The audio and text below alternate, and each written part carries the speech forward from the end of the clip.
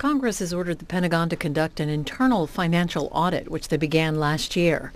Defense Department officials testified on Capitol Hill about the audit process. Senator Mike Enzi chairs this hour and 45-minute Budget Committee hearing.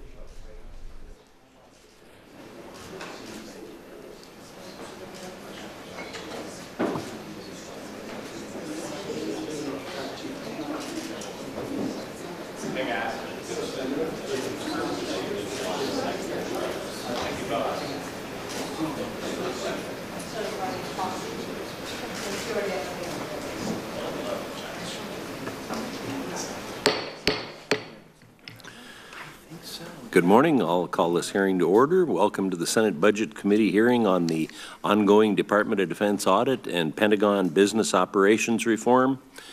Our nation faces grave threats abroad and a challenging fiscal situation at home.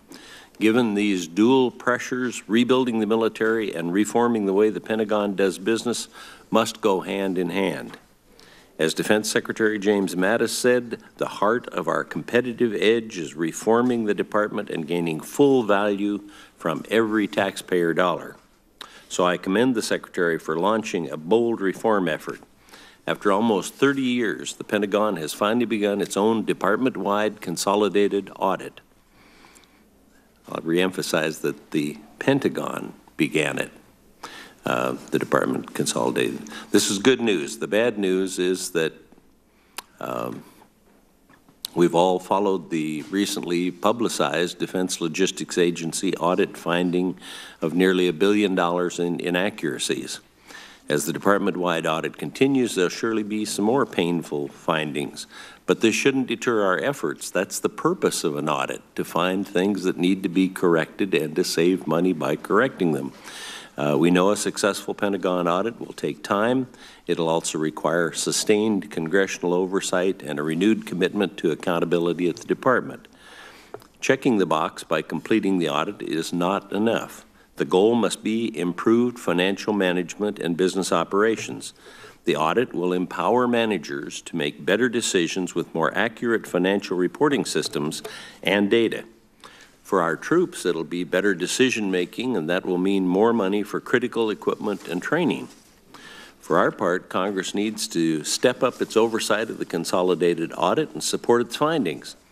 But we need the department's help to better understand the process. Many of my colleagues on the Senate Armed Services Committee share my view. Several of them also serve on the Budget Committee. And members of this committee know the cost matters too. The Defense Department audit will cost almost $1 billion this fiscal year alone. Now, I did ask some questions, and I want to thank the department, and particularly Mr. Norquist, for a speedy response. We're not used to that, but really appreciate it. And I was interested even in the costs of the audit, and noticed in the explanation that of the $918 million that are being spent on it, that $368 million are for remediation. So that's for solving the problems that are in it. And there's also $135 million for financial system fixes, and another $48 million for internal control, which is all important. So actually, in my opinion, the audit is $367 million. The rest is benefits that we get out of it by doing the fixes that are necessary. But that's why Congress needed a full breakdown of the projected audit costs. The department also should provide an explanation of how it's ensuring the independence of its contracted auditors. And we need to know how the department plans to remedy any problems they find. Gaining insight into which problems the Pentagon is fixing and why will motivate Congress to continue supporting the audit. There may also be instances in which additional funding up front can avoid increased costs later on, and we need to plan accordingly. Ultimately, reforming the Pentagon requires more than an audit. Defense spending is now higher than at the height of Ronald Reagan's presidency, but we aren't seeing the same value for each defense dollar spent today. Ineffective business processes may be a big reason. The Pentagon will never operate like a business, but it still must reform its business operations. The department's management culture, which has taken hold over the course of several decades, frustrates everyone, including its employees and many of its senior leaders. Notably, the department has yet to implement a modern workforce management system, and I share my colleague, Senator John McCain's ongoing concern over the department's inability to tell us how many contractors work there. Even more troubling, the department does not possess adequate reporting systems to measure the impact of ongoing reforms, from workforce changes to the adoption of shared services and cloud-based IT systems. I am pleased, however, that the Deputy Secretary of Defense has built a reform management group to oversee the development of such issues. Mr. Gibson, as the department's first Chief Management Officer, will have a unique opportunity to lead in this area. It's my hope that we can build a mutually beneficial working relationship to help you achieve your goals. Managing the Pentagon is a difficult task, but it is crucial to our nation's defense and to ensuring that we spend America's tax dollars wisely. Mr. Gibson and Mr. Norquist, thank you for joining us today and for your service. I look forward to continuing the discussion. Senator Sanders. Thank you very much, Mr. Chairman, and we thank our guests for being with us. Chairman and I don't agree on a whole lot of issues, but I think on this one we probably do. The Department of Defense receives far more money from the taxpayers than any other governmental agency. We now, as a nation, as you know, spend more money than the next 12 nations in the world combined. And the Congress, against my vote, decided to add another $165 billion to the Pentagon over the next 2 years. And yet, alone among all agencies of government, the Pentagon has not been able to perform an agency-wide audit. Interestingly enough, Mr. Chairman, you may recall this, that the day before 9/11, in 2001, Secretary of Defense Donald Rumsfeld remarked that the Pentagon could not properly account for some $2.3 trillion in transactions. Needless to say, his remarks did not get a lot of attention given what happened the following day. But that was back in 2001, Rumsfeld talking about $2.3 trillion in transactions that could not be properly accounted for. And we have seen some recent audits that tell us interesting things. The Commission on Wartime Contracting in Iraq and Afghanistan concluded in 2011 that $31 to $60 billion spent in those two wars had been lost to fraud and waste. Similarly, in 2015, the Special Inspector General for Afghanistan Reconstruction reported that the Pentagon could not account for $45 billion in funding for reconstruction projects. And more recently, an audit conducted by Ernst & Young for the Defense Logistics Agency found that it could not properly account for some $800 million in construction projects. I want to thank Chairman Enzi for your letter to Secretary Mattis last month, when you said, and I quote, "Taxpayers must have trust and confidence that their hard-earned dollars are being spent wisely. If such trust and confidence cannot be built and justified, it will be incredibly difficult to achieve the 3 to 5% real growth in defense spending you have identified as necessary to meet mission requirements," end of quote. And I agree with the chairman that it is essential that the Pentagon demonstrates that it is trustworthy and accountable with taxpayer dollars, and that has not been the case. And that is why I was disappointed to read that the Pentagon buried a Defense Business Board report from 2015 which recommended ways to eliminate some $125 billion in bureaucratic waste. I don't think there's any debate among anybody here that we want to be able to defend our country, that we want to make sure that the men and women in the armed forces have all of the equipment they need to protect their lives. But I would hope that nobody here believes that just because this is the Department of Defense, we will defend an enormous amount of bureaucratic waste. One half, as I think the chairman touched on, one half of the Pentagon's budget goes directly into the hands of contractors. And of that amount, 1/3, or about $100 billion, goes to the top 5 defense contractors in the United States, all of which, by the way, have been convicted or settled lawsuits relating to fraud or misconduct against the federal government.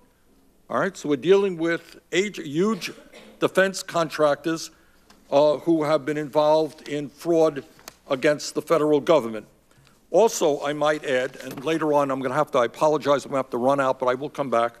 I would like to get a response from our guest today about the fact that the CEOs of the top 5 defense contractors in the United States made a cumulative $96 million in compensation. 5 CEOs whose agencies are significantly funded by the federal government, the CEOs of those defense companies made $96 million in compensation.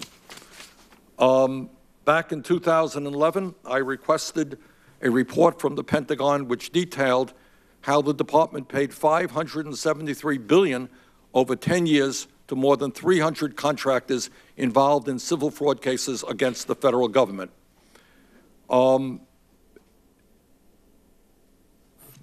There are a lot of issues here, and your job is not easy. I mean, the size of the Pentagon and the complexity of the budget is enormous, so nobody here thinks you're going to solve the problem immediately. But your job is to tell the American people how our tax dollars are being spent, to tell us, in fact, where the money is going. I'm not quite sure that we know where the money is going. To tell us why it is that we continue to do business with defense contractors who give us cost overrun, cost overrun, cost overrun. Are we negotiating effectively? Or are defense contractors simply coming in and say, we'll do it for X, and it ends up being 3X, and nobody particularly cares? So there's an enormous amount of work, and I look forward to the question the question period, but at this moment I have to run out. But thank you very much for being here. Thank you, Senator Sanders. I'll now introduce the witnesses. Our first witness this morning is David Norquist, the Department of Defense Comptroller and Chief Financial Officer. Undersecretary Norquist has been in office since May of 2017 and leads the department's efforts on budget and audit matters. Mr. Norquist has spent his career in budget-related national security positions, including leading the budget and audit process at DHS in the George W. Bush administration. Our second witness this morning is Mr. John Gibson, the Department of Defense Chief Management Officer, who was reconfirmed as Chief Management Officer only weeks ago after serving as Deputy Chief Management Officer since last November. Prior to his service at the Department of Defense, Mr. Gibson led several aerospace companies and previously served in a management reform position at the Pentagon during the George W. Bush administration. For information of our colleagues, each of the witnesses will take up to 5 minutes to consolidate his opening remarks, all of which will be a part of the record, followed by questions. We look forward to receiving your testimony. Mr. Norquist, you can begin first. Thank you, Mr. Chairman. Chairman Enzi, Ranking Member Sanders, and members of the committee, thank you for the opportunity to provide an overview of the Department's financial statement, audit, progress, and plans. Before I begin, I'd like to take a moment to thank you and the rest of the Congress for the bipartisan budget agreement of 2018. The agreement raised the caps for fiscal year 2018 and 19 on defense spending to a level that will support the national defense strategy and allow us to restore and rebuild our military. The agreement is a 2-year deal, so we will need Congress's support again, or sequestration will return in fiscal year 2020. When Secretary Mattis released the National Defense Strategy, he described 3 distinct lines of effort: building a more lethal, resilient, agile, and ready joint force, strengthening alliances as we attract new partners, and reforming the defense business practices for greater performance and accountability. The 3rd line of effort relates directly to the audit. It is an important component in the improvement of our business operations. We anticipate auditor findings in many areas. That is why we are doing these audits, to find the problems and fix the root causes.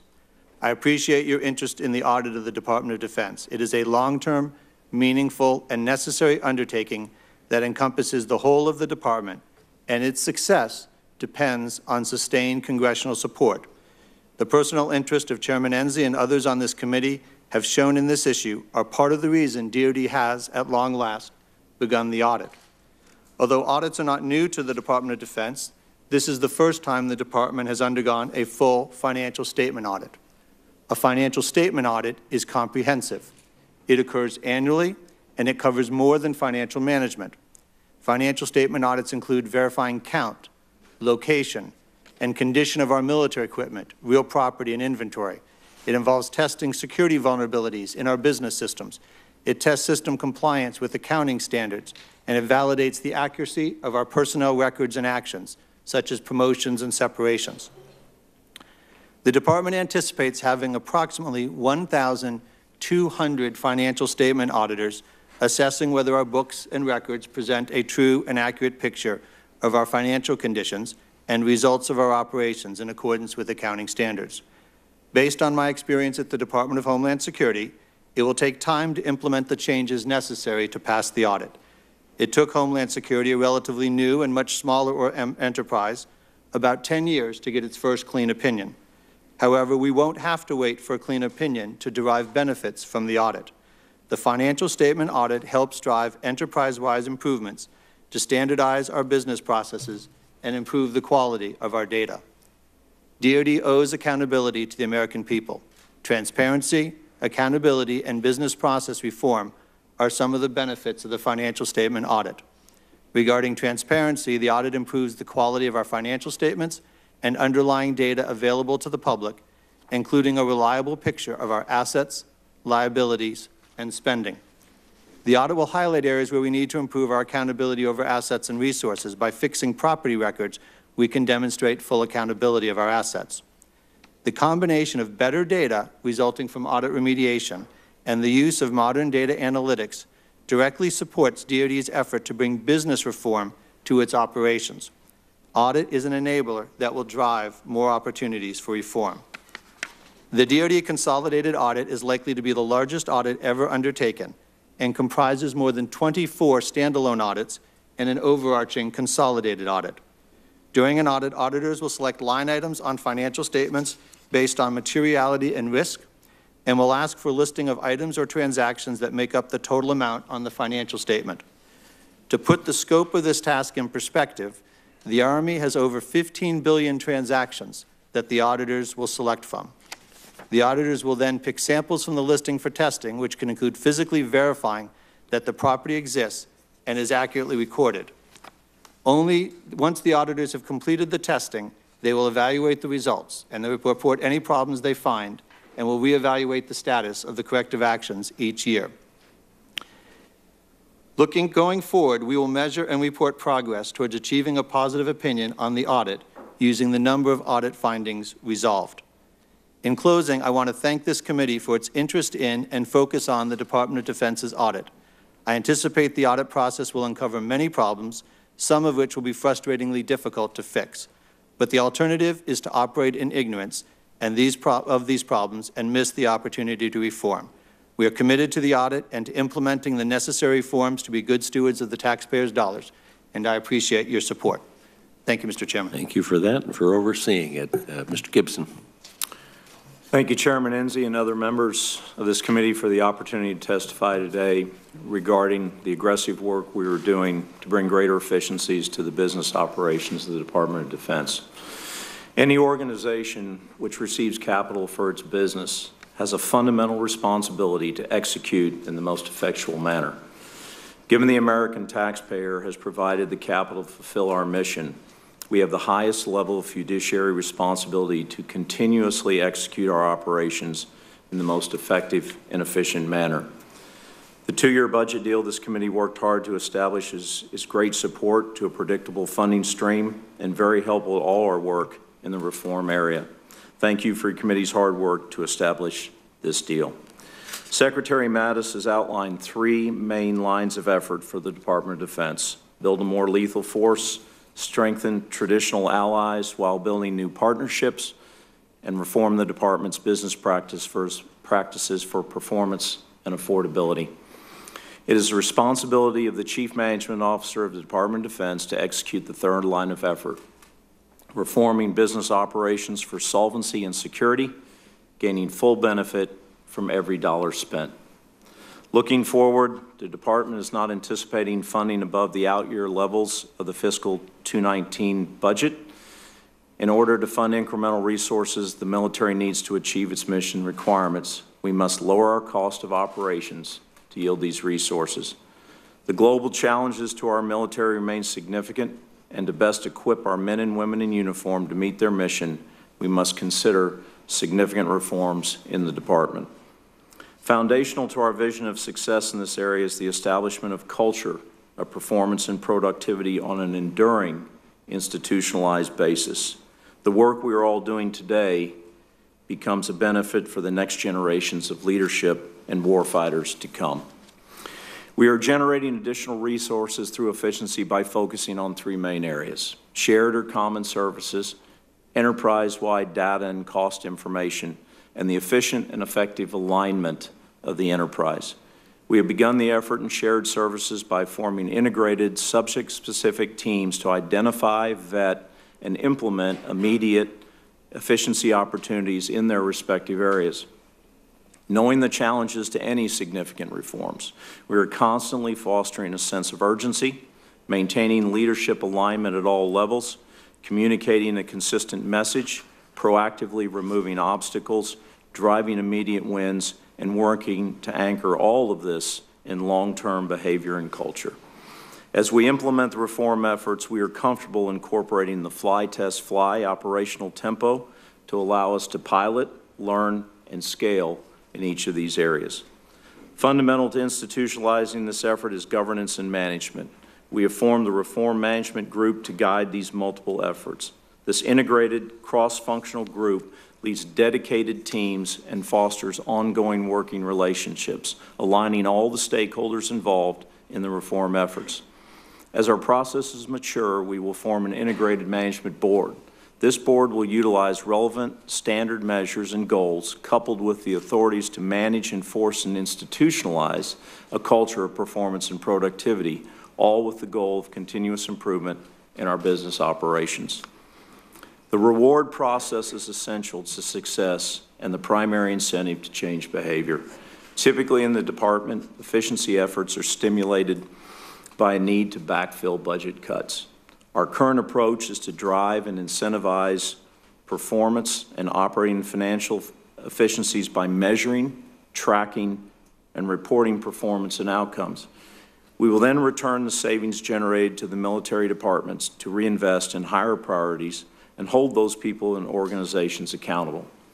We will need your input and assistance in refining, implementing, and executing as we further define the mechanics of the reward process. Quality data is essential to good decision-making, and we're working to improve the infrastructure to host and make available timely, accurate, and relevant data across the enterprise. Additionally, we are constructing a consistent framework that reflects cost data and analytical tools to support efficiency-driven decisions throughout the department. In both efforts, we're working closely with the Undersecretary of Defense and Comptroller to achieve success. The financial audit the Department is undertaking is a tremendous tool and serves as an invaluable piece to our reform efforts. The audit process will improve the quality of our organizational and financial data, which is essential to good business decision-making. The audit will also reveal business systems and processes which need to be reformed and can be incorporated into our ongoing reform efforts. By improving these business processes, we drive improved operational measures such as timeliness, productivity, and simplification. Many of these processes will have direct positive impacts on lethality. The third line of effort is alignment of the department. Many of the defense agencies and field activities have been in place for decades, and we have the opportunity to look at the end-to-end processes in major areas of operation and align all the participants in the most efficient manner. We intend to include and leverage leadership from the military departments, the major mission areas such as acquisition, information technology, personnel, readiness, financial management, research, and policy, all as part of this process. A basis for evaluation for all our projects is establishing benchmark private sector measures, setting goals, tracking, and reporting. In addressing any of our reform projects, we are also looking outside of the department for further economies by incorporating the whole of government. As our efforts progress, we will be looking to Congress as a source of support. Just as with any board of directors, we believe Congress is our partner, understanding the shared risk in this incredibly robust and aggressive work. We intend to keep an ongoing dialogue with you on our plans and progresses, and we'll be seeking your input, feedback, and assistance as some of our objectives will require mutual actions to achieve our goals. As the Chief Management Officer of the Department of Defense, I consider Congress to be my board of directors. Therefore, I welcome the opportunity to continue our dialogue on the substantial efficiency efforts we are making in the department. Thank you. Thank you. As an accountant, I can't tell you how exciting it is for me to have the numbers management team before us. Your testimony is music to my ears. I want to thank you, particularly Mr. Norquist, for your prompt letter. Had I gotten it a week from now, I would have considered it prompt. That's actually when I was expecting it, and I'll be sharing that with the members of the committee because there's a lot of good information in the answers that you gave me. We'll now turn to questions, and I don't think I probably need to explain how the sound of the gavel and alternating back and forth works, but every member will have 5 minutes for questions. I'll begin with myself, and then we'll begin the alternation process. So I'll begin with my first question then for Mr. Norquist. The metrics used to measure the department's readiness for an audit were often very difficult to understand, even for outside experts. Now that the consolidated audit has begun, how will the department help Congress to understand how much progress is being made? Will the Pentagon provide regular interim updates on both the findings and your remediation efforts? Yes, sir. Mr. Chairman, the way we will measure progress going forward is by looking at the number of NFRs closed. So when the auditor has a finding, they will write it up. We will track the number of findings. We will track who they've been assigned to for fixing them, so that rather than simply say the Department of Defense didn't pass or the Army, we'll be able to say this materiel command had been assigned to it 20 findings, of which they have closed 5. This organization had 7, of which they closed 7. So you'll be able to see at a much deeper level, and part of the interest in the audit is that level of accountability, so you can talk about specific challenges. Is the issue with the systems? Is the issue with fund balance with Treasury? From our perspective, what we'll do is a couple of things. One is the auditors will publish their statements on the traditional schedule. It starts about November 15th. Those are available to the public. They will look like the same type of financial statement reports that go out for companies. We will twice a year, both in January and June, provide updates to the committee, summarizing those in easy-to-understand formats, as well as providing tracking on the NFRs. The advantage, I think, of this one is we will not be self-reporting our progress. I will be telling you what the auditors have said.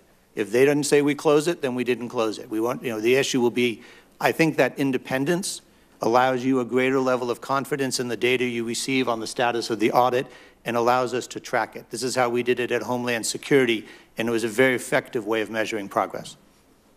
Thank you. Mr. Gibson, I want to ask you about metrics and baselines a little bit.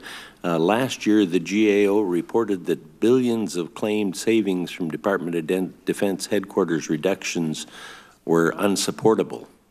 Similarly, the Department of Defense budget request this year claims further billions in savings from the ongoing and new reforms, but doesn't provide much specificity.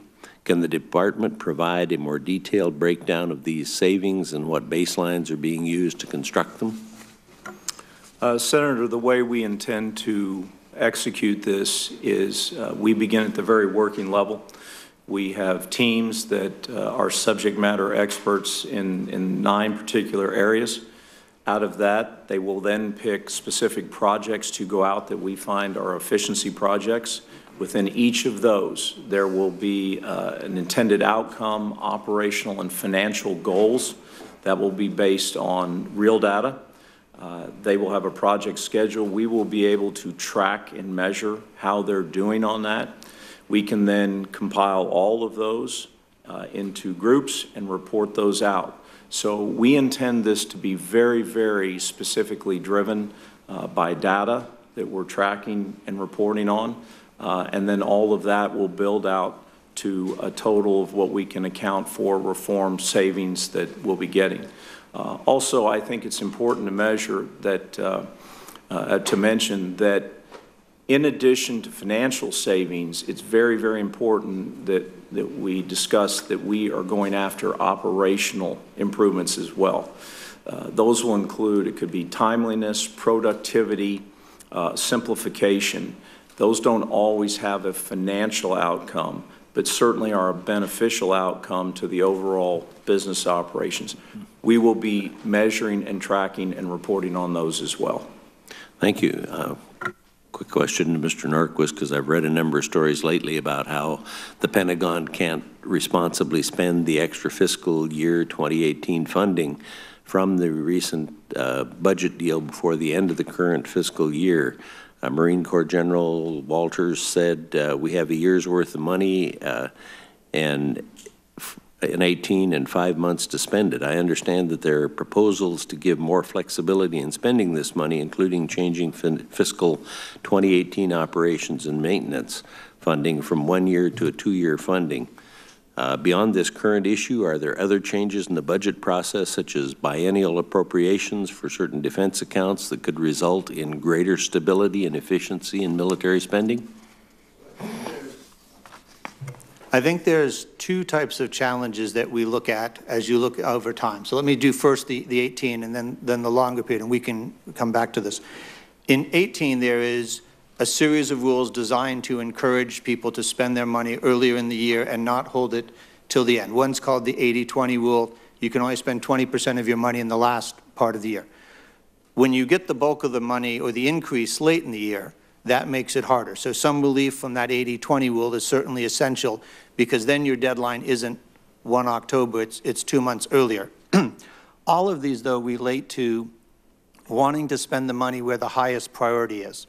And as you get closer to the end of the year, you don't have the time to go out for the contract with the competition and the award with the amount of time that's left. Or if you put something into a shipyard for maintenance and the cost of actually maintaining, of fixing it is less than you thought, so they give you the money back, you may be too late in the year to put it against your next highest priority, so you put it against the next one that's available. We'd like to discourage that sort of use it or lose it view and encourage people to put it on the highest priority, and where necessary, look at what type of flexibilities are required, either being able to move money between accounts with prior notification instead of prior approval. Some of those flexibilities help, and I think that was, and this is true whether you're in a year where there's been a significant increase or not, you just want to make sure people are able to put it against the highest priority. Thank you. I'm sure we'll talk a lot more about that. My time's expired. Senator Whitehouse. Thank you very much. Mr. Gibson, GAO has reported that nearly a third of the roughly $1.5 trillion cost of current defense acquisition programs is a product of cost growth over initial estimates, which suggests that the department has trouble either estimating costs or holding contractors to original estimates.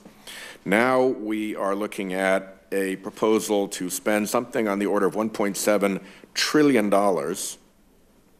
on nuclear modernization, including the development of new weapons platforms and warheads. There have been warnings issued that if we were to do that, those modernization plans would wipe out other defense programs. So I guess there are two problems that I'd ask you to comment on. One, what's the plan for funding that without cannibalizing other programs? Is it just put it on the credit card? We seem to be getting expert on that around here. And two, are there additional controls that we should put in place over this nuclear program to make sure that the $1.7 trillion doesn't have the same fate befall it that befell the other defense acquisition programs of these massive cost overruns? Senator, in the area of contracting, the particulars we're focusing on is the common purchase of goods and services. and doing that in a more efficient, effective manner. That is an area that I am specifically focusing on. And what this does is this takes a look at contracts from what's called a clean sheeting, a very common private sector practice, to set the requirements and set the terms and conditions and then look across the market to best derive value. We're also looking at setting requirements in, again, common services contracts so that it's the same across. I'm sorry, but I think what I was trying to get at in my question is, does a massive oncoming expenditure like $1.7 trillion for this nuclear modernization program give us an occasion to take a look at new and different checks and controls specific to that program to see if we can learn something from it and have it not fall to the same fate as the existing defense acquisitions of massive cost overruns? Yes, sir. I believe the opportunity to look across all phases of acquisition. So the area that we're focused on, absolutely. We need to do it. It's good fundamentals and good business. I know, Ms. Lord. You wouldn't object if we looked forward to this nuclear modernization program and looked at additional ways to try to make sure that the estimation and accounting was done better than has been through traditional. Senator, I think that's foundational to doing things right. Okay. I think that's how we need to do it. I know Ms. Lord. Let me ask one last question then. DOD contract management has been on GAO's high-risk report list for almost 25 years. And there are obvious concerns about the relationship between the Defense Department, the defense contractors' role in Congress. There's kind of a loop that can exist there. And in addition, there's the revolving door problem between the Department of Defense and these contractors, with a view that some of the contracts may not be managed as scrupulously as ideal. Are there things that we should be doing to improve the revolving door issue between the Department of Defense and these contractors to make sure that the relationship with these contractors remains healthy for the taxpayer? Senator, just my specific area of expertise is not contracting and acquisitions. However, I will say it's my understanding that between the policies in the FAR and within contracting, as well as our ethics, those are in place. I think it's always our responsibility to follow those to ensure that we truly get to the best place from a contracting standpoint and a conflicts of interest standpoint. You agree that it's vital that the contractor should be serving the Defense Department and not vice versa? I think leveraging the private sector is absolutely invaluable to us, and that we are the customer and they are the supplier. My time is up. Thank you. Senator Corker. Yes, sir, Mr. Chairman. Thanks for having the hearing, and to the two of you, thank you for coming. I don't think any of us could respect more our men and women in uniform, and I know you work on their behalf, and we could not respect them more. We all watch us kill people remotely in Mosul and other places with people from far away commanding drones, and it's remarkable that we're able to do things like that. DOD has the capacity to turn entire countries into craters, has all kind of cyber capabilities. Again, you're here, you're the messengers, we're not speaking necessarily to you at all. How in the world is it that in 2018, with all the massive capabilities that the Pentagon has, this is the first time the Pentagon is able to conduct an audit? What is going on with the culture at the Pentagon? Mr. Norquist. I share your concern. When this administration came in, we made starting the audit right away critical, and so in the very first year we've begun it. When I was in the... Just what's going on with the culture? How in the world could it be that the biggest, greatest fighting entity in the world cannot audit itself until 2018? What's wrong? So I'm speaking a little bit for those who came before me, but there is, in a sense, on some of the mission focus, as not as focused on the back office as you would see in a private company. I think that there's an essential value to the taxpayer in making sure the rest of these operations go well, and part of the messaging that the Secretary has made internally is to make sure folks understand this is much broader than just financial management. If you want to make sure that your inventory of spare parts is correct, that your munitions is correct, this is part of what the audit covers. And part of that culture comes from change from two things. One is leadership at the top. Secretary Mattis has been, and the Deputy Secretary Shanahan have made this a top priority, and I think that's helped to turn the ship. And the other is, quite frankly, the emphasis from Congress. I have found it very helpful in meeting with folks and helping. Yeah, that's good. I don't care about Congress. The fact is, we've probably wasted hundreds of billions of dollars at the Pentagon through the years through poor management. Is that correct? Well, that'd be a low estimate, would it not? I wouldn't be able to speak to that number, Senator. We're getting ready. We just, you know, Mr. Gibson, thank you for giving credit to this committee for passing the caps. We actually had nothing to do with it. We had 4 people in a room that bid each other up. This cap deal is going to raise spending over the next 10 years by a minimum of $2 trillion. $2 trillion. $2 trillion. What we're likely to see in this omnibus that's coming before us in a few weeks is some of the most god-awful taxpayer abuses that we've ever seen, because things are being plussed up so quickly. And on the domestic side, non-defense, so much money is being pumped in that there's going to be some of the most, again, god-awful taxpayer abuses we've ever seen. Some of that could take place at the Pentagon. I mean, we're raising the cap by $80 billion. You know, what the President requested wasn't good enough. We had to go $35 billion above that. We're doing the same thing on the domestic side, not quite to that level, but how is it possible with 6 months remaining in the year for you to possibly spend the additional cap, the additional amount of money, the $80 billion you're getting, plus I think $71 billion in OCO spending? How is it possible to spend that money wisely, Mr. Norquist? Be happy to answer that, Senator. So when you look at the increase, you'll find that the vast majority of that occurs in procurement and R&D, which are 2- and 3-year money.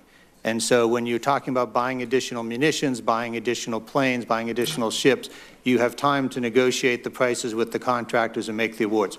The challenge is going to be an operation and maintenance account, and the difference between had we stayed under sequestration and had we, and under the number that the Congress is looking at, is in the order of about $13 billion. Now, some of that increase that the President had requested, we had plans for in the budget, and so the amount of adjustment that you're making is more modest than the larger number you're seeing, because only the O&M piece has to be executed by year end.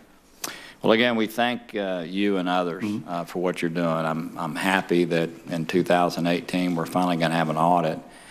That's good for taxpayers. I cherish the men and women in uniform like Senator Kane's son and others who serve. I am distressed that for all these years we know there's been massive amounts of wasted money because you can't even audit. And I'm glad that you're on a path to do something good about it. I do fear, I hope we're going to have a chance, Mr. Chairman, to see this omnibus a few days in advance, because I got a feeling taxpayers are going to be shocked at what is in it with the massive increases taking place in 1 year. But thank you so much. Thank you.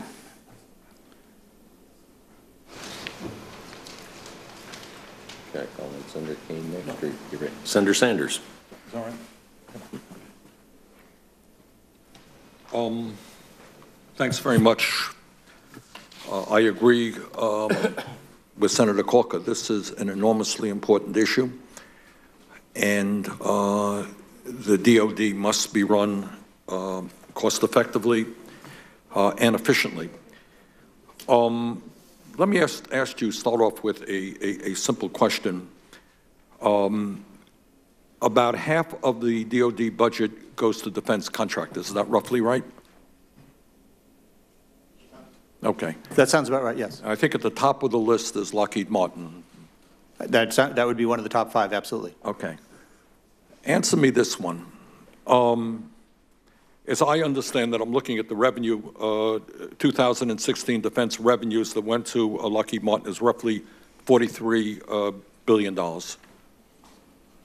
And I'm just kind of curious, the CEO of that corporation received, what was it, 20 million? Over $20 million in compensation. Mm-hmm. And as I understand it, over 90% of the business was the Department of Defense. Mm-hmm. In other words, we're giving this guy roughly an $18 million salary from the taxpayers of this country. Does that sound right to you? Is that something that we might want to look at and say when we give, I don't know what the salary is of the Secretary of Defense, what is it, $150,000, $200,000? Mm-hmm. Does it make sense to you that we pay the Secretary of Defense $200,000 or less, and we give a contractor who gets 92% of his revenue from the taxpayer of this country $18 million of taxpayer money? Is that something that you might want to look at? So I can't speak to how the companies compensate their executives. I know there may be rules on those, but they're outside my expertise. The one I can speak to, though, is that we do have, inside the office of the CFO, we have an organization that audits the contractors. So when they send us invoices and payments, we go through those in order to arm the contracting officers to make sure we're not being charged for. But if I'm right, I got that. But right. If I am right, that over 90% of the revenue for a company comes from the taxpayers of this country, and this guy is making $20 million a year when the Secretary of Defense makes less than $200,000, I think that might be an issue that you might want to raise. All right? This is essentially, for all intent and purposes, Lockheed Martin is a government agency, if you like, private, but a government agency, virtually fully funded by the United States government. Mm-hmm. Is it reasonable to say that they keep their CEO salaries in check? Or should the taxpayers be paying exorbitant salaries? The taxpayers should be paying for the service that we receive, Senator. And if the equipment... Do you think it's an issue worth looking at? I don't know if the acquisition rules, whether executive salaries falls within that scope. I think that they might. Now, let me ask a kind of a dumb bunny question, if I might. The truth is, everybody supports the Department of Defense. We all support the men and women in the armed forces. But as I mentioned earlier, we are now spending more than the next 12 countries combined in defense.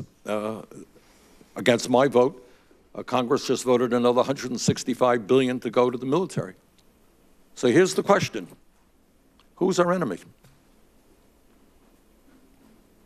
Who are we spending?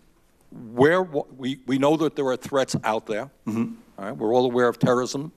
But I think the amount of money that we're spending fighting ISIS, for example, is relatively small. Who are we preparing to go to war against or defend ourselves from? Senator, the Secretary of Defense outlined in the National Defense Strategy the challenges that we face. Part of the emphasis in the strategy was the shift from a focus on terrorism to great power competition, with a particular emphasis on the long-term challenges of China and Russia. It refers to both of those as opportunities for peaceful competition, deterrence, and then the ability to prevail in a conflict should we have to. The strategy is both a classified and unclassified option, but it lays out and goes through the challenges that we face. So we're spending hundreds of billions of dollars defending ourselves from China, while major corporation after major corporation is shutting down in the United States of America and moving to China. Anything incongruous about that? So I think the White House and the President and others have talked about the competition expanding beyond defense. My expertise is more in the defense side. Okay. Okay. Thank you very much, Mr. Chairman. Thank you, Senator Sanders. Senator Kennedy. Thank you, Mr. Chairman. Has the audit begun? Yes, Senator. Okay. I want to thank both of you, and I want to thank President Trump for doing what the law directs you to do. Under the 1990 statute, what position, not what person, but what position at the Department of Defense was responsible for initiating the audit?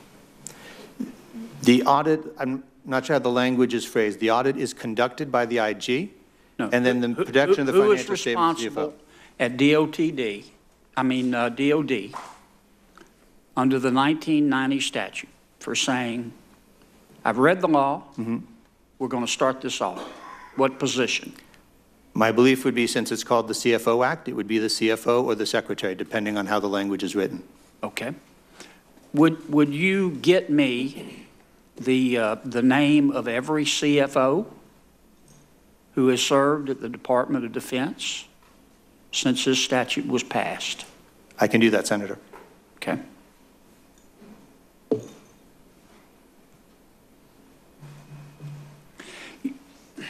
I don't know where to begin. You know, Senator Corker is kind of the conscience of the Senate on our deficits. And I first heard him speak about the fact that the Department of Defense had never been audited at a meeting. And frankly, I thought he misspoke. I couldn't believe it. I can't explain this to my people back home, every single one of whom support a strong defense. But when I tell them that every other agency in the federal government undergoes an audit, but the Department of Defense, and it was required to do it 18 years ago and still hasn't done it, they think I belong in a straitjacket. I just find this, how did it go on 18 years? Didn't somebody ever call the CFO and say, have you started the audit yet?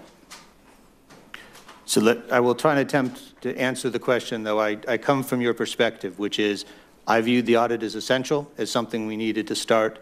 And in my prior experience at DHS, that's exactly what we did. We had an audit from the moment DHS was created.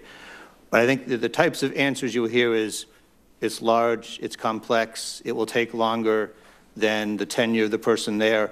In my mind, those are arguments to start, not arguments to wait. There are some mechanical things you had to put in place to make it worth starting the audit. There are things that if you're not even able to answer the sample requirements of the auditor, they can't even begin.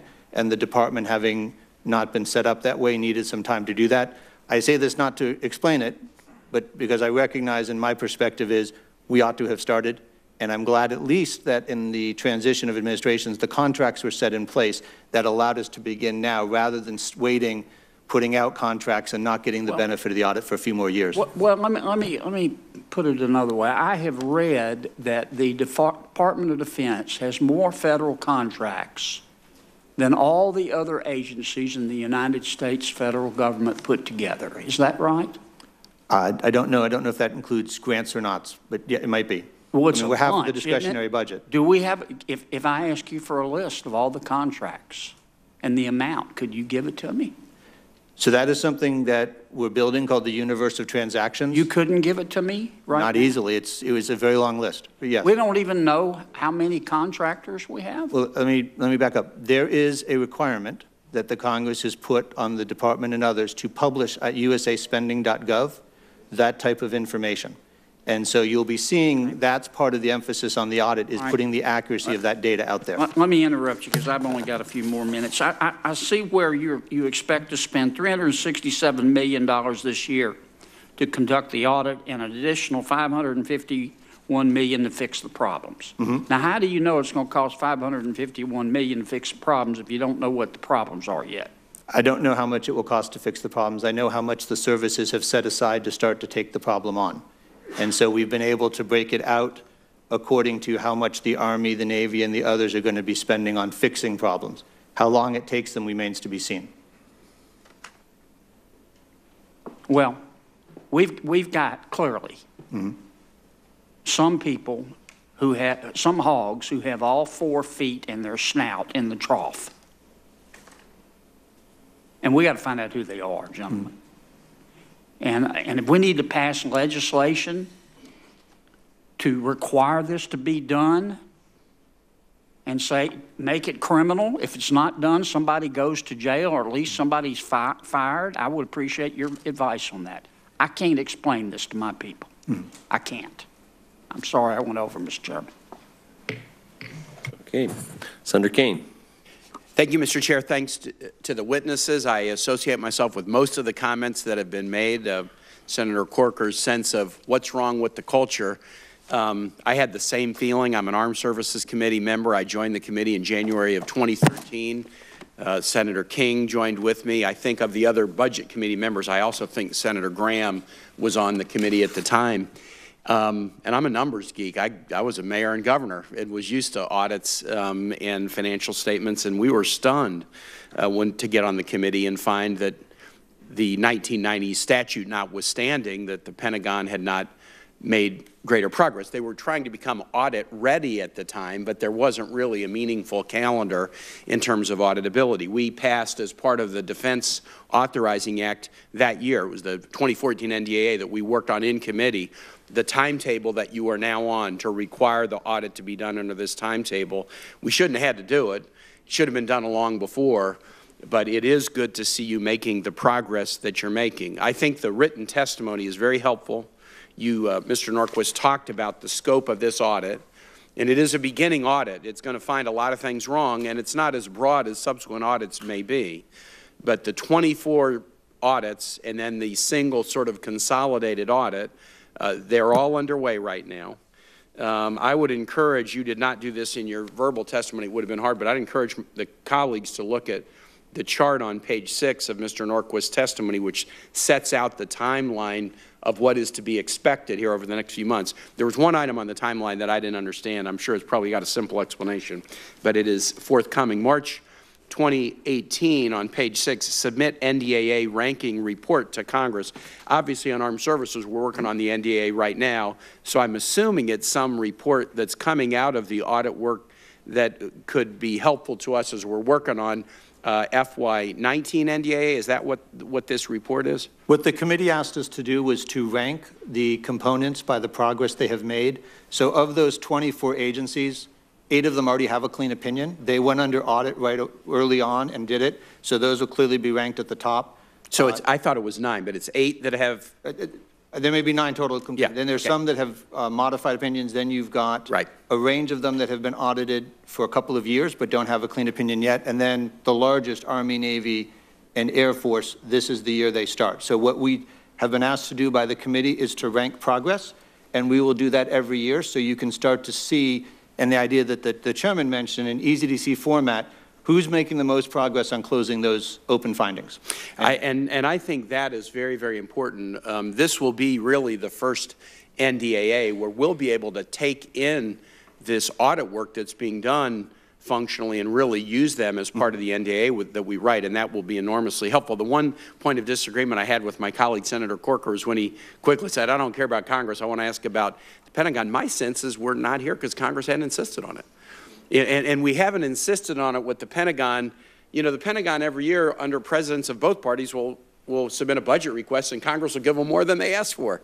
And I think it's sort of the same phenomenon here. We've insisted upon it with others, but not until the NDA really put it on a calendar in 2014, which was 24 years after the 1990 Act, have we started to insist on it. And I think that's obviously important that we continue to insist, and I think you're hearing a bipartisan agreement around the table that we should. Just quickly to conclude, but again, I think that timeline is very helpful. Your conclusion is important. I anticipate the audit process will uncover many places where our controls or processes are broken. I think that's true. There will be unpleasant surprises. The DLA audit already showed some. Some of these problems may prove frustratingly difficult to fix. I think we have to be prepared for all of that. We're gonna get a lot of bad news out of these audits if we do them right. If we don't do them right, maybe it'll be nice news, but if we do them right, we're going to get a lot of bad news.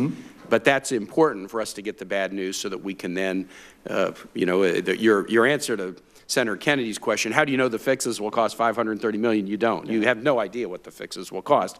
That's just what's set aside. But there's enormous upside opportunity in here for us. If you spend money on the wrong things, then you may be underfunding the right things, or you may be, you know, using tax dollars that you shouldn't be using, that should go to some other purpose or to the taxpayer. So this is an important thing. I do want to close on this. You mentioned it's not just about cost, it's about operations. And if I might, Mr. Chair, just for like 30 seconds, audit's not going to tell you, audit is not the same thing as effectiveness. We had a hearing yesterday about air power on the Navy side and in the Sea Power Subcommittee of Armed Services. And we talked about lessons learned on the F-35. we asked Admiral Grosskreutz, who's the head of Naval Air Power, has it been worth it? And he said, fantastic capacity, but he just groaned. He said, we should have had it 10 years ago. And we said, what are the lessons learned? You know, the cost overrun and delay. And he said part of it was, you know, putting in new technological requirements on the software side of the F-35 has proven very difficult. But the other part is we tried to do something a little creative. Let's build a platform that can be used by the Air Force, Marines, Navy, and Army and take all of their specifications into account. And let's cost spread by trying to build one that we can sell to NATO allies too, so there will be interoperability. But what that ended up doing was create a decision-making process that was a complete morass. When you're trying to satisfy 4 service branches and allies as you're in design, it turned it into a decision-making nightmare. And so did we get some economies of scale? Maybe. Did we get some interoperability? Yes. But the delay and the cost overrun as a result, the audit won't necessarily answer all of our effectiveness questions, and so we need to have realistic expectation about what it will show and what it won't show. But it's necessary, and I appreciate it. Thank you, Mr. Chair. Thank you. Senator Perdue. Thank you, Mr. Chairman, and thank you both for being here. I echo and support most of what's been discussed today. I'm chagrined that it's taken this long to get us to this point. I just have a quick question, Mr. Norquist. How long will it take us to actually get a clean opinion and identify material weaknesses, deficiencies, significant deficiencies, et cetera? When will we get a clean opinion? Senator, I don't know. What's the range of expectation? So the benchmark I use is the last assignment I had at Department of Homeland Security. It took them 10 years. The numbers of weaknesses came down steadily, so you could see the progress, but there were typically 1 or 2 at the end that took some time. But it's your expectation that this year we'll have an estimate of the number of material weaknesses, deficiencies, significant deficiencies, et cetera, that the remediation you're talking about could take 10 years. But how long will it take us to determine what work we have to do to remediate? You'll know the bulk of that this fall when the auditors finish their first audit, but I would anticipate that in the second year they'll be able to go deeper and may uncover more things. So I think over the first 2 years we'll see the vast majority of the findings that they will have. So I'm just a dumb business guy, but the DOD is not that much bigger than our largest public corporations. And I just can't imagine Walmart calling the SEC or the IRS and saying, I'm sorry, the quarterly statements aren't going to be in this quarter. 10 years is outrageous. That's too long. We've got to find a way to close that down. There's no public corporation in the world that would be allowed by this federal government 10 years to remediate. It's just not, it wouldn't happen. It's not necessary. And I want us to address that in future conversation, Mr. Chairman. Second thing is, I want to talk about Congress. There's one very easy reason to explain why it's taking 28 years. Congress didn't do its job. It passed a law and didn't do anything to enforce it. And all the excuses that were used, from systems inadequacies to no chart of accounts, were just unacceptable and should never been accepted. But that's water under the bridge. I want to talk about going forward. What have we learned? Senator Whitehouse talks about $1.7 trillion being spent. What the reality is, in the last decade, about a third, a little more than, just a little less than a third of what we've spent as a federal government has been borrowed money. That means in the next 10 years, the current forecast, if we continue to add debt the way we've added in the last 10 years and the way the current budget says we will over the next decade, about a third of what we spend will be borrowed. That, by definition, if the first dollar goes to mandatory expenses, which it does, that means that every dollar that we spend in discretionary spending, that's DOD, VA, and about $350 billion of total other discretionary domestic spending is all borrowed money. That means that every dime we spend in the DOD, we have to go to China and borrow. So we have these situations around the world, these bilateral agreements like Taiwan. To defend Taiwan against China, we have to go to China and borrow the money to go to Taiwan and do that. This is how serious this is and how time sensitive. My question is, when we talk about procurement, and a lot of these contracting relationships are dealing with procurement, I believe that the procurement process and the CR impact, the CR reality of a broken budget process adds to it. When you do these audits, are you going to measure the impact of continuing resolutions on the procurement process and the $1 billion of waste that are found there, or to be found there? So the audit itself does not directly do that, but what it allows us to do, because of the type of information we get out of the audit, is to drill down into exactly those types of questions, because you'll have the transaction level data that will let you look at the effect. And when you Right, think I get that. So as I understand it, there's no common chart of accounts, so that'll take a while to develop that as well. And even the systems inadequacies that don't allow different parts of the DOD to talk to you is a hindrance. I get that, and that's part of the delay. We want to know if you run into those problems or obstacles, we need to know those on the front end. Absolutely. We've got to, 10 years is just too long to get there. I want to talk about the sequester and also the fundamental measurement of the effect of not having a capital budget. We don't have a capital budget, Mr. Gibson. I know you answered the question earlier about normal operation procurement. I get that, ongoing replenishment of ammunitions and supplies, et cetera, et cetera. But in these big ticket, we're going to spend $26 billion a year for 10 years to basically recap just the Navy. That's the current estimate. And my concern is if that $26 billion then goes to 4x or 5x, like the past decade did, we're talking about numbers that are unattainable. And so my concern is, are we in this audit looking at the procurement process and finding the inadequacies in there to recommend changes in the way Congress deals with funding of the Defense Department? There's no capital budget, therefore we deal on a cash flow basis, which nobody else in the world does. And that adds billions and billions and billions of dollars to our procurement process. Over and above, over-design and design creep, those are all real, no question about it, and we talked about that.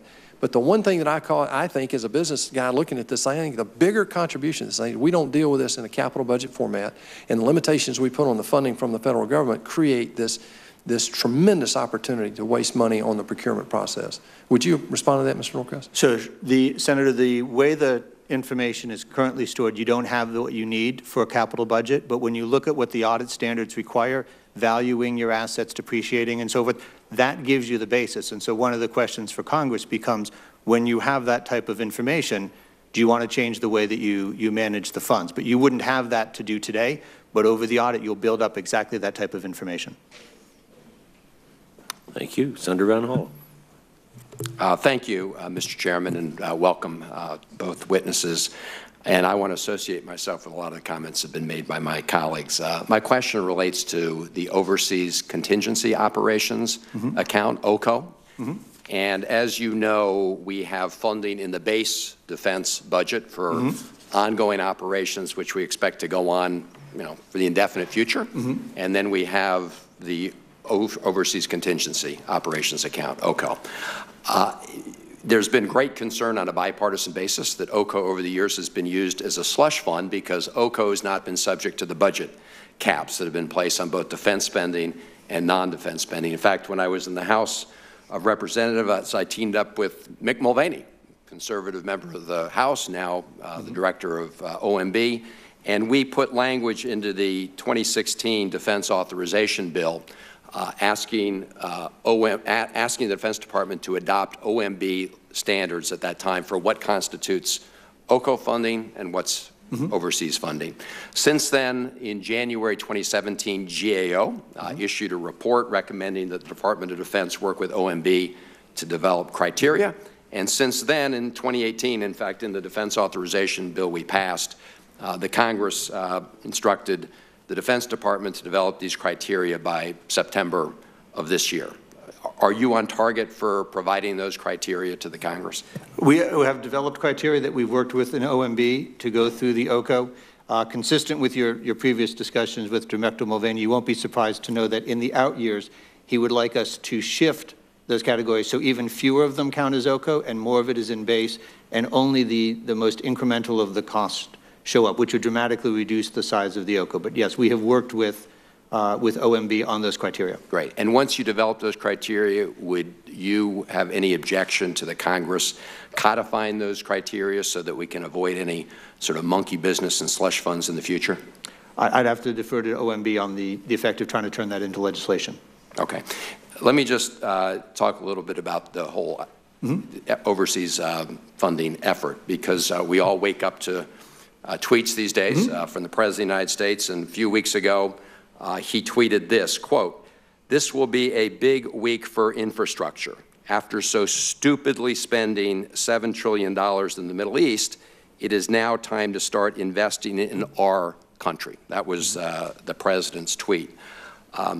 Are you aware of how much the Trump budget calls for in overseas contingency account spending for the next 10 years, both on the defense side and a smaller portion of the State Department? I'm familiar with the defense numbers. They're around $671 billion in I think the 18, and there's a similar number in 19, and then they shift to move the sustainable costs, the things that are really not incremental, into the base, and then I think it sits at about $20 billion a year for the next 5 years after that.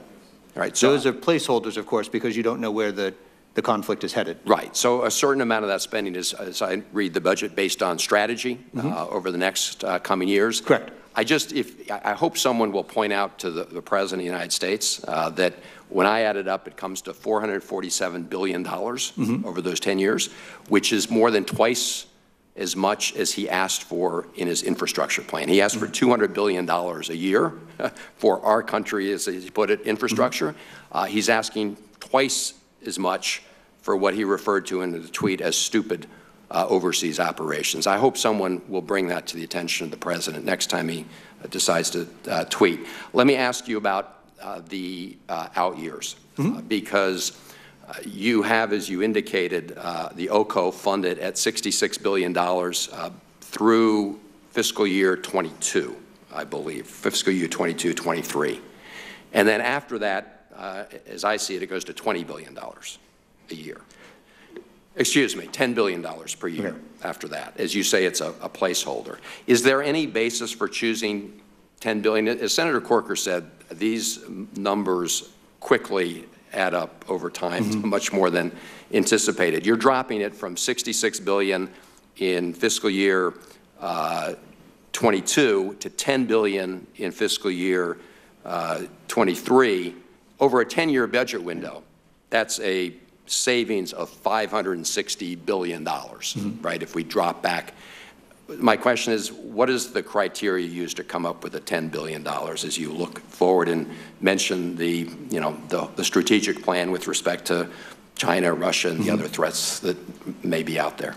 So our budget looks out through 2023 and is based off more or less a static projection. So as we will adjust as the combatant commanders' requirements change on what is required for those. I believe beyond the 5-year window is an OMB estimate based on where they think its direction is heading. Just to clarify, on the original submission we built for the budget, the expectation was around 65, 69 going out. That's the next 5 years is the number OMB wants to shift more to base and only leave 20 in OCO, so there's less of it that is in that contingency fund. Right. No, I think it's a good idea to put more in base if it's really base money. It just, the net effect of that is to obviously reduce the overseas contingency. I just wondered if there was any strategic basis for that big drop. So we'll follow up with you. Thank you, Mr. Chairman. Senator Cotton. Thank you, Mr. Chairman. Thank you, gentlemen, for your appearance here today. A lot of the questions and answers today have focused on the past and what's happened in the past and why we are where we are today in 2018 without an audit. Both of you are relatively new to your positions, and we appreciate your commitment to completing that audit. So let's look forward. And can you tell us, Mr. Norquist, just the simplest, briefest terms, what do you hope to accomplish with the completion of this audit? I hope to accomplish 3 things. The first is to be able to put more relevant and timely information in front of senior decision makers so that when they're trying to make decisions about the organization, they have relevant data. The second is to provide insights to the reform efforts where we discover broken processes or things where we can save money by changing the way we operate. And the third is to be able to make greater use of data analytics because we'll be able to rely on the underlying data. And there's, of course, the underlying transparency requirement to the American people and Congress. Mr. Gibson. Senator, I find the audit incredibly beneficial to what we're working. As Mr. Norquist said, the data is incredibly valuable. We're looking at putting in cost analysis tools so that once you have the good data, that whatever the user and the operator can have good cost assessments so they can then place assets where they need to be and manage those that don't fit within the zone. The second is the systems themselves. What we find is that often contributing to some of the weaknesses are poor systems. This fits right into one of our significant areas of reform, which is IT. I think we can contribute there, and again, that contributes overall to good business processes. And last is the ability through this process to discover areas that the weaknesses translate into truly discovery of good information. Already we've had discussions about how the spares are managed in the Navy. You look at ammunition in the Army. Just two good examples of once we have better clarity there, we can then better manage each of those, both from a financial standpoint, but then those directly contribute to readiness. And so the final point of your answer there, is that what it means to a private who's out on the front lines today in Afghanistan or Iraq, that he's going to have maybe a little more training, maybe a little faster access to parts or ammunition, what have you? I think the answer is definitely yes. All of this contributes really to the Secretary's first priority, which is lethality. Okay, Mr. Norquist, you were nodding your head. Absolutely. In vigorous agreement for the record? Yes. You order a spare part, you know it's in inventory, you know when you're going to get it, you're able to keep your maintenance up when you need to and be ready. What do we think is the potential magnitude of the savings that this could ultimately yield for the department? I think you'll see savings in three types, and I'll for the middle section I'll defer to Mr. Gibson. In the financial side, when we automate things that are currently manual, you streamline the accuracy, you reduce the cost. Those will not be enormous numbers, but they'll be valuable and sustained numbers. There'll be efforts that will drive reform, and then I think the third one, which is an unknown, understated value of the audit, is Congress passed a law on information security standards. The auditors check those. They do cybersecurity testing of each of our business systems. When they find weaknesses, that's not a dollar saving, but it's enormous cost avoidance if somebody isn't able to break into your payroll system, your logistics system, and others. And I think there's an upside. But let me defer to Mr. Gibson on the reform. Before we go to Mr. Gibson, let me just put two numbers on the table. Sure. The 2019 budget request suggested that internal business reforms could save a little over $6 billion.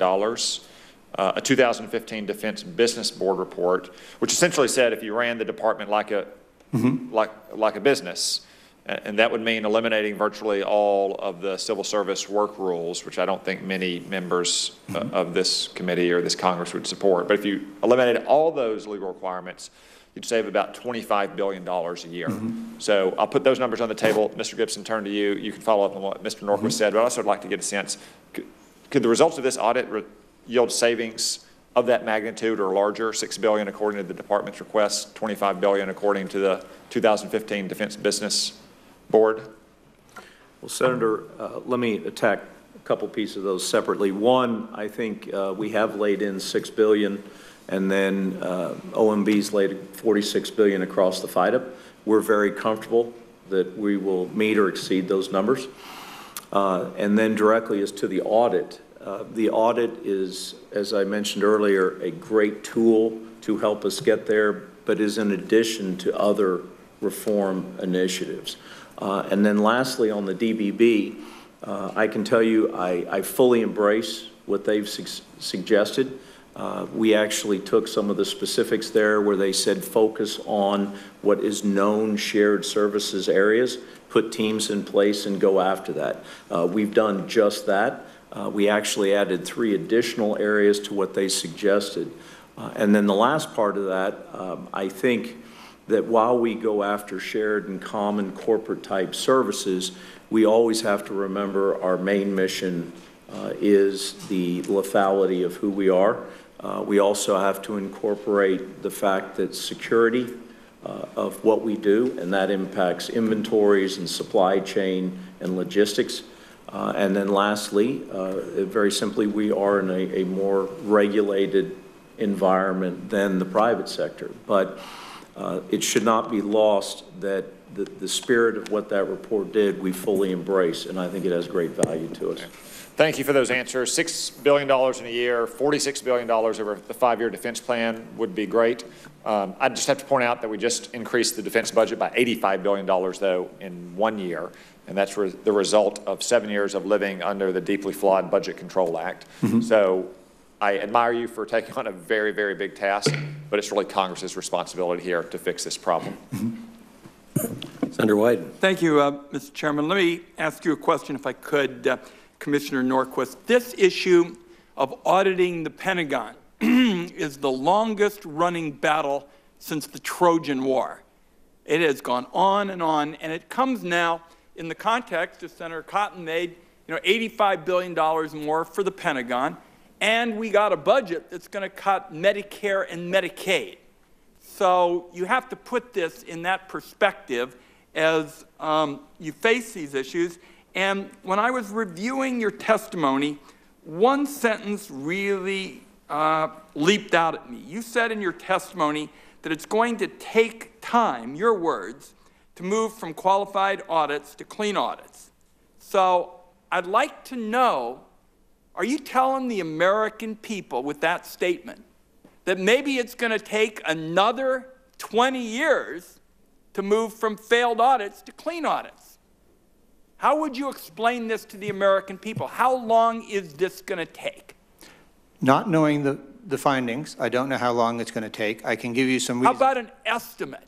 The public at least deserves some kind of estimate. So the only benchmark I can use is Homeland Security took 10 years. And part of the reason that makes this a bit of a challenge is when you think about the money the auditors are talking about, they're not talking just about the money Congress appropriated in 2017. The procurement money that Congress awarded 8 years ago was available for the first 3 years to obligate and 5 years to disperse. The auditors are welcome to pick any transaction going back over those 8 years and ask us to document and support those transactions. So when you look at old military equipment, the ability to provide valuation and historical records, my concern as the CFO is there are some of these choices that I don't know that the information that we will get is worth the expense I would spend, and so I would want to come back to you and say, this piece of equipment's going to go out of inventory in 3 years.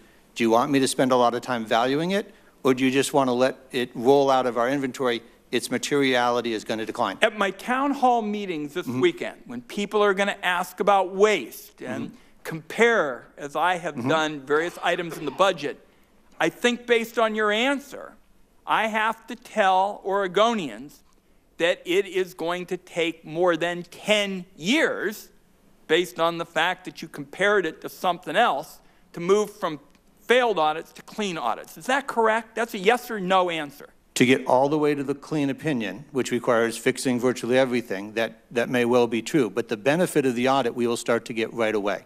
I'm going to take that as a yes, that it's going to take more than 10 years to get to a clean audit. And I'd really like just a yes or no answer, because the public, it seems to me, deserves that at this point. Absolutely, Senator. Is that right? Over yes, 10 Senator. years. Okay. Let me ask you one other issue.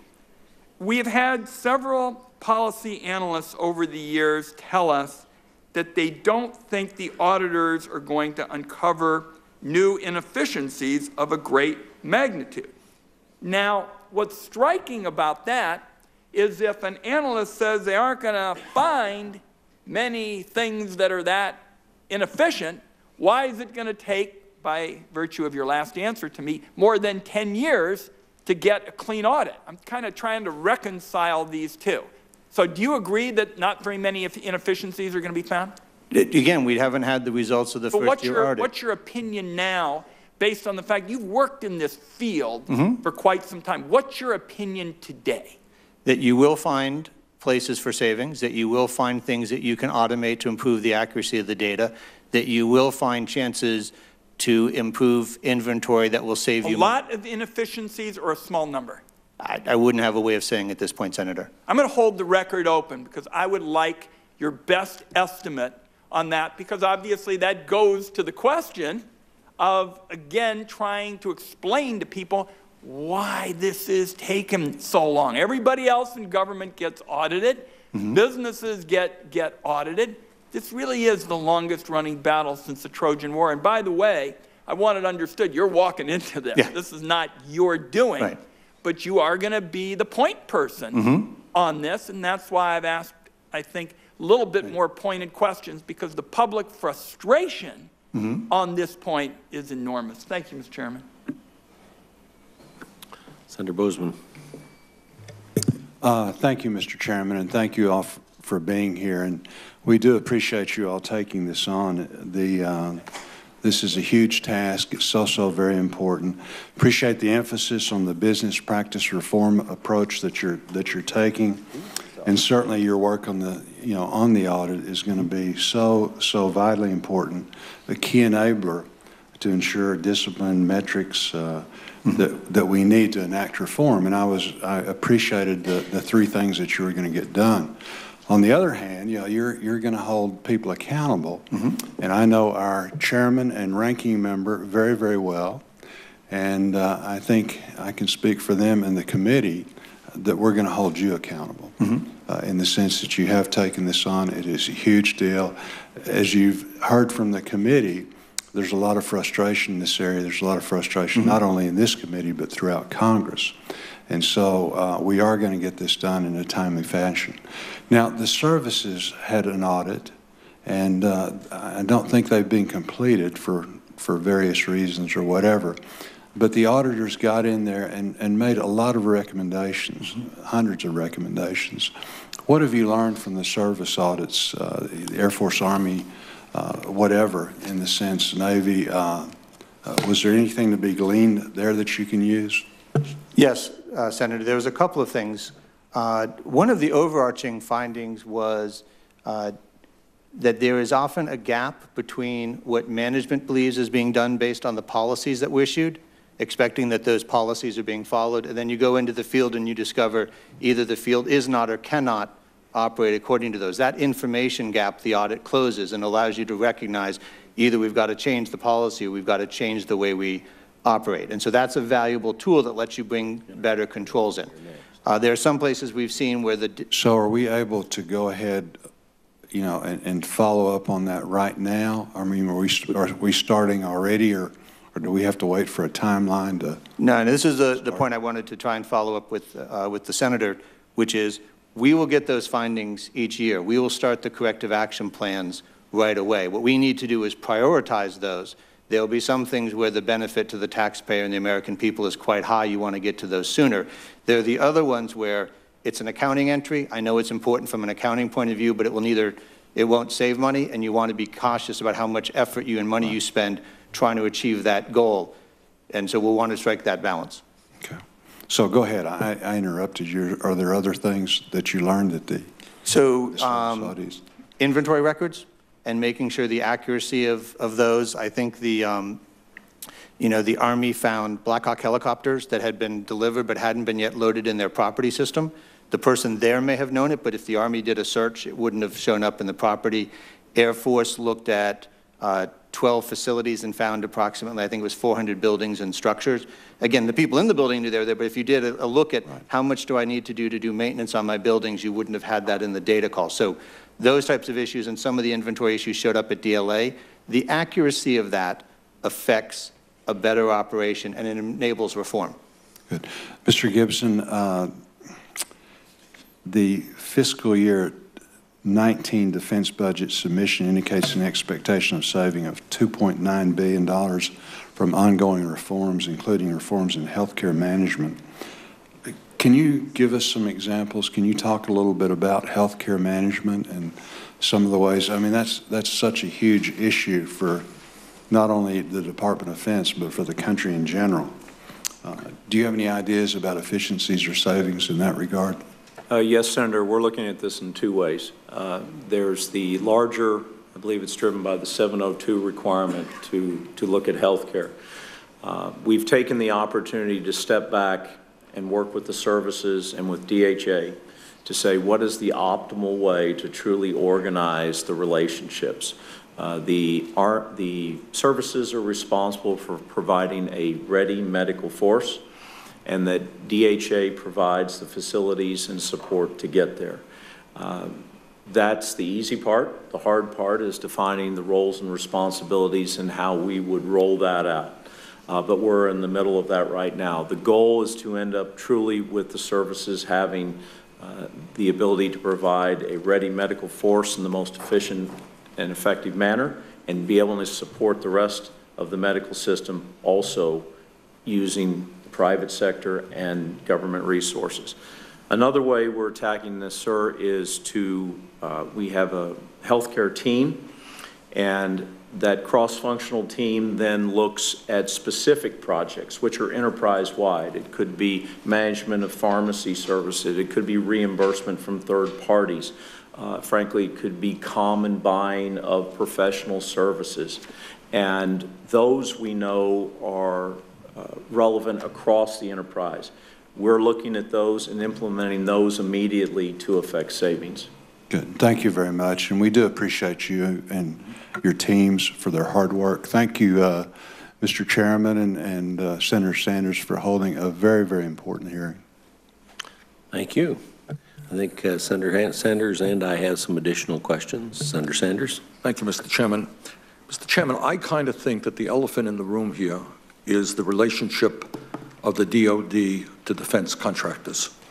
I think that's the area that needs most research. And in that regard, I want to touch on three subjects. Number one, I want to get back to this issue of CEO salaries. 2 out of the top 4 defense contractors have CEOs that make at least $20 million a year, despite the fact that over 90% of their revenue comes from the federal government, okay? I worked hard and successfully with others to make sure that workers who work with federal contractors get at least a minimum wage above $7.25 an hour. We brought it all the way up to a big $10.10 an hour. But we said, if you are working for a contractor who's being paid by the federal government, you should not get a starvation wage. I would like a report from you as to what you can do to say to CEOs of defense contractors that it does not make a lot of sense that they are making now 100 times more than the Secretary of Defense. Now, I am aware that $20 million is a small part of these multi-billion-dollar contracts, but I do think it sends a message. If a corporation gets the overwhelming percentage of its revenue from the federal government and give its CEO a large salary, it tells me they're going to do a lot of other things to ignore the needs of taxpayers, okay? I would like you to get back to me with some ideas as to how you can negotiate with these large defense contractors and tell them that they should not be paying their CEO 100 times more than Secretary of Defense gets. That's number one. Number two, that leads me to the issue of defense contractor fraud. Since 1995, Lockheed Martin has paid over $767 million in fines or related settlements for 85 instances of fraud or misconduct. And since 2000, Lockheed Martin has taken in more than $550 billion in federal contracts. Some of the fraud and misconduct that Lockheed Martin has engaged in over the past 2 decades includes unfair business practices, contractor kickbacks, defective pricing, emissions and groundwater cleanup violations, nuclear safety violations, federal election law violations, procurement fraud, and the list goes on. In 2007, Lockheed agreed to repay the federal government $265 million for overbilling on the F-35 program. Okay, what are we? And Lockheed Martin, I shouldn't just point them out; they're one of many. What are we going to do after giving CEOs of these defense companies huge salaries, tell them that they cannot continue to rip off the American people? What strategy do you have to prevent future fraud? Is this an issue that we should be concerned about? Seems to me we should. Well, Senator, I think waste, fraud, and abuse is always something that should be front and center. It's my understanding in the acquisition process we have a number of policies that must be followed and there are checks and balances along the way. It's my understanding Ms. Lord is focusing on this, not only with specific contractors, but across the department. Mr. Gibson, would it be fair to say that we have not been terribly successful up to this point, that virtually every major defense contractor has had to reach settlements or has been fined for fraudulent activities? Well, Senator, I really don't have anything to base an answer on whether it's success or failure. I think. Are you concerned that virtually every major defense contractor Senator, I would say that anytime we have waste, fraud, and abuse, I am concerned. All right, and can you tell me that this will be a major priority? That if a defense contractor repeatedly engages in fraud, and I've just listed some of what one company did, that maybe they should know that they cannot continue to get away with that with impunity? Well, Senator, I know this is a priority of Ms. Lord, and I fully support and am willing to do what we can on our side to help her in achieving this, and I'll certainly pass this along, your passion for this issue. All right, which takes me to the third issue. All right, we talked the CEO salaries, we talked about fraud. Now I want to talk about cost overruns. Let me read from the GEO's Selected Acquisition Report of 2017, quote, "A DOD currently has an acquisition portfolio comprised of 78 programs costing a total of $1.46 trillion. Of this total, roughly $484 billion is due to cost growth above the original procurement estimate. $259 billion of this cost growth occurred after programs had already begun production. According to GAO, many DOD programs fall short of cost, schedule, and performance expectations, meaning DOD pays more than anticipated, can buy less than expected, and in some cases delivers less capability to the warfighter." You've got a major crisis there. What are we doing about it? Mr. Norquist, cost overruns. So I think one of the challenges that you have with any of those programs is the disruption to the budget. If you're expecting a program to cost a certain amount, I'm taking this from the perspective of CFO and Comptroller, and it goes up over time, you're disrupting other plans and expectations you had. So we have organizations whose expertise is cost estimating and trying to bring more accurate discipline to the budgeting process, so we have the bait grants. No, I don't think. Then you have. Excuse me, I don't mean to, you know, I don't think that is the major issue. The major issue, if I sign you, if I work out a contract with you, you're going to, I used to be a mayor, okay? So we went out with competitive bidding. We had a contractor come in and we're going to do the streets of the city of Burlington for $3 million. And then 3 months later, the guy comes in and says, well, it's going to be $5 million. We don't say, hey, that's fine. It's going to impact our budgeting. But we say, sorry, you ain't gonna, that's not going to happen. What are we doing to deal with these outrageous cost overruns? So I was just going to point to I was going to break down the type of challenges into 3 parts. Okay. So the first one is, on the government side, you made a wrong estimate as to what the work was going to cost. Right. We can fix that, and we have organizations with that expertise to try and do that. What do we mean we can fix that? If I tell you I'm going to do something for $1 billion, and I come back to you a year later and I say it's $1.5 billion, what's your response to me? Well, so this is where we have to end up, and again, we're in the contracting world, which is outside of financial management, so I apologize. The question becomes, what changed? If the answer was, on the government side, I changed the requirement, then that's, we're thinking if that as requirements creep, and the answer is, okay. Have I started to ask the person to do different things, and then it's, was it a necessary requirement change, or have we lost Well, what happens if I program? didn't? What happens if I haven't changed my requirement? Well, if it's a firm fixed price contract, for example, in the level at which I deal with it, the answer is you bid a price, that's what you're going to perform it for. Has the DOD done that, or have they? We use firm fixed price contracts, and we hold the vendors. I have to defer to our lead for contracting when she gets to talking about cost plus and other contracts, which are particularly challenged by the type of issue you raise. Is your argument that most of these cost overruns are the responsibility of the DOD, who has changed the nature of the contract? No, but it's one of the contributing factors. And so when you split in what can you do about it, you can do better estimates, you control costs, and then you hold vendors accountable. I think those are sort of the 3 lanes of how to break the problem down. All right, and what happens? Tell me what we do when somebody says, hey, sorry, you have to give me more money for the same contract that I agreed to. So that's the contracting officer community, and I can't speak to that well, so I would defer to Undersecretary. Do you think, is that an important issue? It is a very important issue, and so in the areas, in the types of contracts that I deal with in the financial community, which are smaller, you're ending up with, it's a firm fixed price contract, this is what you said you were going to do, that's where we are. So unless it's an issue, an error we made on our side, you hold accountable. Okay, I apologize, Mr. Chairman, but what I would like to get back from you is your ideas of what we can do about excessive CEO salaries. Thank you. I want to thank everybody for their questions. I want to thank you for your testimony. I do want to note that this is the first time that anybody's made this effort to do this complete audit of the Defense Department, even though it's been a requirement for, I think, 14 years. So congratulations on that.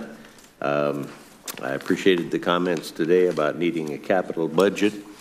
I think absolutely every department in the federal government needs a capital budget. I have a kind of a pet peeve on national parks, as I grew up in some of the national parks. Wyoming has Yellowstone, which was the first national park. And I was always disconcerted that they were running out of money in August and talking about shutting down the park, which is the main kind of season. So I asked them for their list of expenditures, which they couldn't give me. But I'm pleased that with pressure, after just 20 years, I have a list of not only Yellowstone Park, but every single park in the United States, the facilities they've got, the age of them, the cost to do them, the cost of maintenance. And I'm hoping we can continue that and get that into every department of the government and begin to manage what we have. Having an audit is a beginning part of that. I'm also pushing for a biennial budgeting. I think that every agency could spend their money more effectively if they knew in advance. That means before October 1st or whatever date gets set for that beginning of the fiscal year, how much money they had to spend over the next 2 years. And I think there's substantial savings just in not trying to spend up that last amount of money in the last portion of each year. And I'm hopeful that if we break it down so that we only cover half of the appropriations each year, but for a 2-year period, that we can get a lot more scrutiny into what we're actually buying. And as well as having the people be able to spend things more effectively. Now, you gave some examples about the improved financial management in terms of costs to Senator Bozeman, and I appreciate that. Senator Wyden asked some questions about when this process would have a clean audit. Of course, we're hoping for a clean audit much before 10 years, but the public's understanding of a clean audit, I think, is a little bit misleading. What we're talking about is getting improvement to the point of perfection. And typically, nobody gets to perfection. If they do, then our auditors maybe aren't doing their job. There's always something that ought to be reviewed, and every business, including the military, has to keep reinventing itself and are because of changing conditions around the world. And that requires doing things differently. And when you start doing things differently, the audit's going to turn up some different things that maybe shouldn't have happened, but that are correctable. And unless we do these audits, which the purpose of them isn't to play gotcha with the department. It isn't that's not what's supposed to be done with it. What it's supposed to do is to reduce errors as much as possible and come up with better business plans so that the objectives for what we're funding actually get accomplished. I'm the chairman of the budget committee, and I'm just floored by how much money it is that we spend. I really have no concept for trillions. I'm still having trouble with billions, and I thought I finally mastered millions, but I'm not sure about that yet either. But we spend trillions, and that's so much money that there isn't any business in America or in the world that handles that kind of dollars, especially every year. And so our challenges are before us, and this is kind of a first step, and I want to congratulate you for taking the effort. And I want to thank the committee for the interest that they've had in what you're doing. And I also want to, again, thank you for the promptness of your response to my questions. Now, the hearing will stay open so that anybody that wants to submit some additional questions can until close of business tomorrow. And hopefully we'll get a quick response from you on those as well. So thank you very much. This hearing is adjourned.